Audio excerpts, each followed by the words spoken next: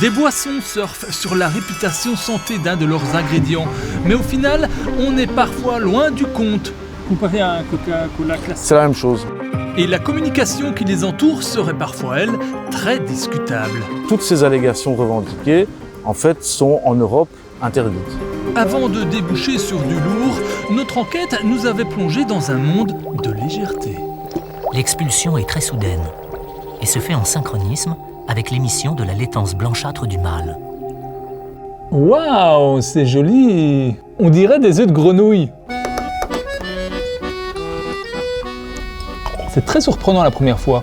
En bouche, ces boissons ne vous offrent pas seulement un goût, mais également une sensation. Ces petites graines de basilic, elles sont un peu gélatineuses.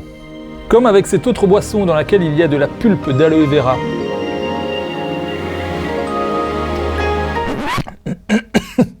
On sent des morceaux, c'est assez visqueux.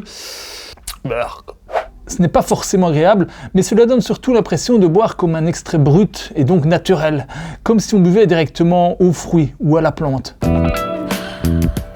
Bref, ces boissons nous donnent l'impression d'avoir été puisées au cœur des plantes et de nous offrir leurs vertus les plus profondes. Enfin, c'est ce que ces morceaux nous font croire, et les fabricants de ces boissons l'ont bien compris. Ils n'hésitent d'ailleurs pas à centrer leur communication sur les bienfaits de ces morceaux de nature incorporés dans leurs boissons.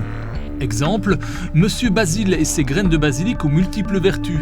Débarrasser des toxines, effet calmant, une peau et des cheveux sains, et on en passe.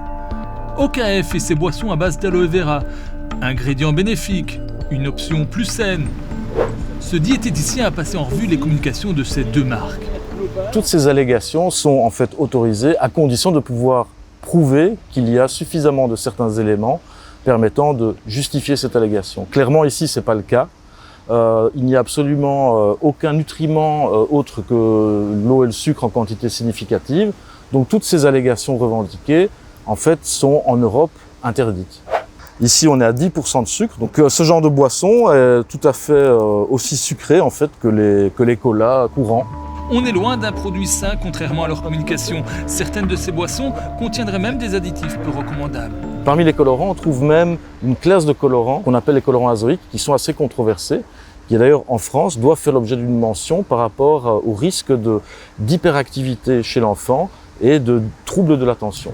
Et pour ceux qui aiment la nature plus que tout, les véganes, sachez qu'il y a des insectes dans certaines de ces boissons. Ici, dans celle-ci, extrait de cochenille. Mais où est-il, le bénéfice santé de ces boissons? Nous avons pu contacter l'importateur exclusif de l'une de ces marques. On ne communique pas essentiellement sur la graine de basilic, on va dire, avec le côté médicinal de la chose, parce qu'il n'y a pas cette graine. Mais je vois sur votre site internet, vous exploitez quand même les vertus santé de la graine de basilic. Oui, tout à fait. Étant donné un usage un peu abusif de cet aspect médicinal des graines de basilic? Non, parce que étant donné que on est l'une des seules marques à avoir des graines de basilic dans notre boisson, et qu'il y en a, je ne pense pas que ça soit un aspect abusif. Les 3 diététiciens contactés jugent, eux, la pratique trompeuse. Ces boissons ne sont que des boissons plaisir à consommer avec modération pour certaines. Avec ou sans graines, avec ou sans pulpe, une boisson industrielle, ça reste une boisson industrielle, généralement très sucrée et bourrée d'additifs. Et il y a un tétard qui sort d'un œuf!